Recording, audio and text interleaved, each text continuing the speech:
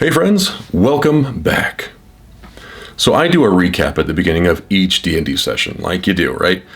This last session though, I got like a little alliterative and a lot carried away, and I'm gonna read it to you because, well, just watch.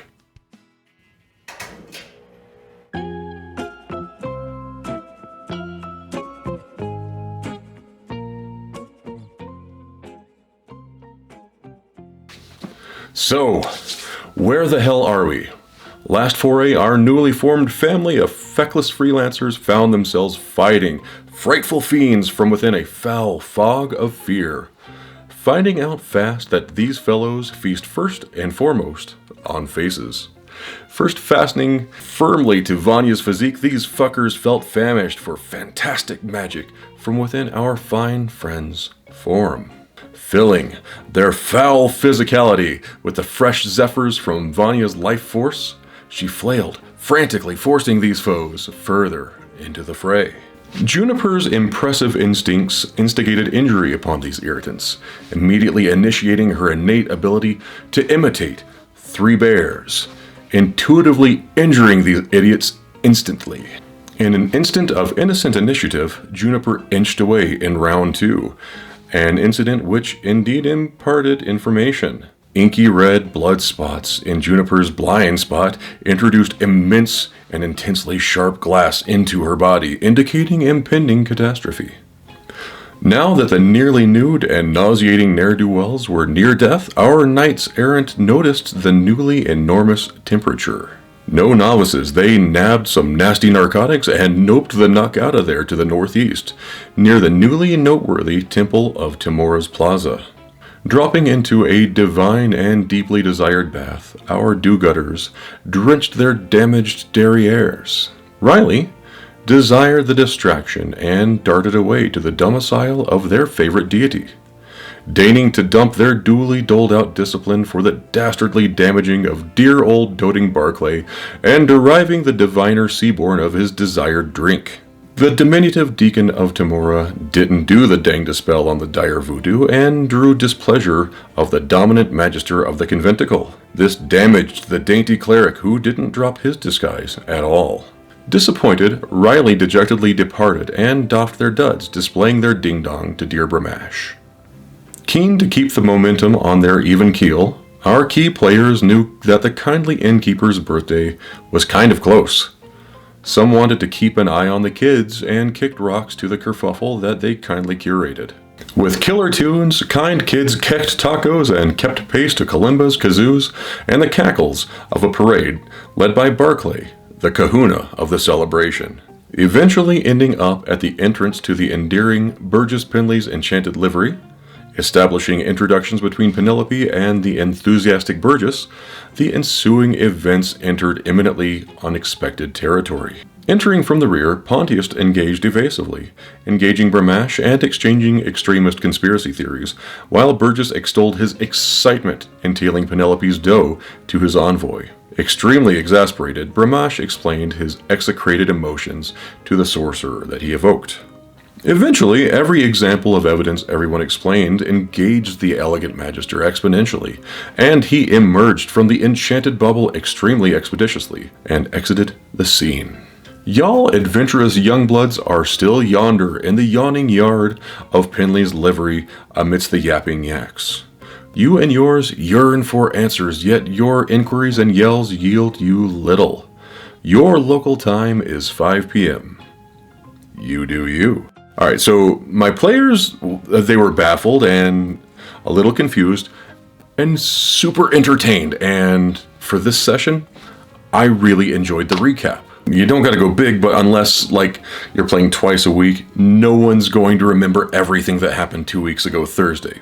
I mean, what is a TTRPG except a story that you tell with your friends? And the recap, it helps your party let go of the week and recenter and refocus and reinvest into the story that everyone's telling together.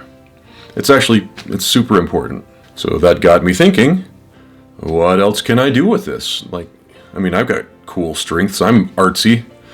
We all have strengths and talents. Maybe yours is just accurately recounting what happened 2 weeks ago. And if so, seriously, congratulations, because that's freaking awesome, and I wish I took that feat. However, I didn't. I have a really poor memory. Ask my poor wife, or don't, whatever. Here, check this out. I am no poet, but I don't know. I had so much fun with this. By the way, to my D&D group, this is your recap for next Thursday. I call it 2 weeks ago, a poem. 5 friends set out to find a gift for a man that had been kind. They packed their wagon to the brim and traveled for some time. Bramash slept in the back with Vanya at his side, and Riley's bothersome curse was lifted while resting on the ride. When dear Bramash is sleeping in his bed, safe he lies. A nightmare comes a-calling and whispers low, "Hey, guy!" And as they traveled in the night, to the south they saw a glow. As embers burned, and in the dark their pace began to slow. A campsite had been brought to ruin, and with a flowing jade sash, a lonely monk, viridian clad, was kneeling in the ash. A Bigfoot appears to Ronin's eye, much shorter than most, but in reality, to trick the new guy, Vanya was the host. He joined their quest at their behest and told them that he must bring to Ash the men of glass, and with this earned their trust. They wandered past the lake of jewels at which they once had fought, and into the forest as described, but dying it was not. Persistent till the end, dear Penelope pushed with all her might to a skeletal grove, and within wove thick strands of grasping white. Juniper took a look around and shook, as once she knew the sticky threads were not all one. She discovered there were 2.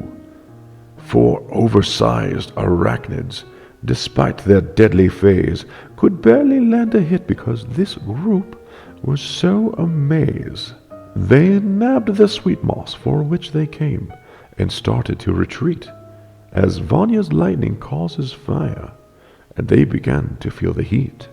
Rushing back into the tavern that Penelope had made a home, the overjoyed Oli rejoiced to see his favorite gnome. She gave to him the sweet moss, of which he'd make some tea, and made him swear an oath to never grow more cannibal weed. Tearily, the kind Furbolg thanked his pint-sized friend and gave to her a magic ring from his own massive hand. And now it's nearly midnight in the Beer Garden Inn. It's up to you, you happy few, where today's adventures begin.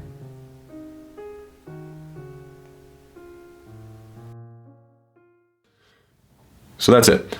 That was going to be a song, but it's really hard for me to like play guitar and sing at the same time. I don't know. I don't have the dexterity, but that's what you get. William shakes dice. William shakes dice. The recap can be a chore, but it's so important. And if there's something you can do to make it more engaging for not only your players but yourself, pepper that shit in every once in a while. Am I saying you've got to go like weird and hard like this every session? No. Heck no. Don't do that. You'll burn yourself out. Trust me, you will burn yourself out. I do it all the time. DMs have already bitten off way more than they should chew. And you know what though?